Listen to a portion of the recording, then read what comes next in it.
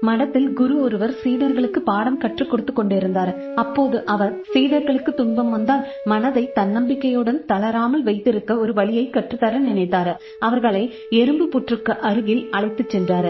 எறும்புகள் வரிசையாக உணவுகளை தூக்கிச் சென்று கொண்டிருந்தது. எறும்புகள் செல்லும் வழியில் சிறு விரிசல் ஏற்படுத்தினார். அப்போது ஒரு எறும்பு தன் வாயில் சற்று நீளமான உணவுப் பொருளை தூக்கி அவ்விடம் வந்தது. அது செல்லும் வழியில் ஒரு விரிசல் இருப்பதை கண்டது. அந்த விரிசலை தாண்டி செல்ல முடியாமல் தவித்தது. சற்று நேரம் கழித்து அந்த எறும்பு தன் உணவை அந்த விரிசல் மீது வைத்து அதன் மீது ஊர்ந்து சென்று விரிசலை கடந்து பின் விரிசலின் மேலிருந்த தன் உணவை எடுத்துச் சென்றது. பின் குரு அவர்களிடம், எறும்பை போல் நாமும் நமக்கு ஏற்படும் துன்பத்தையும் பாலமாக வைத்து முன்னேற வேண்டும் என்று கூறினார். மேலும் அந்த சிறு எறும்பின் தன்னம்பிக்கை நமக்கு இருந்தாலே நாம் வாழ்வில் எந்த தடையையும் எளிதாக கடந்து செல்ல முடியும், துன்பமும் காணாமல் போய்விடும் என்று கூறி அன்றைய பாடத்தை முடித்தார்.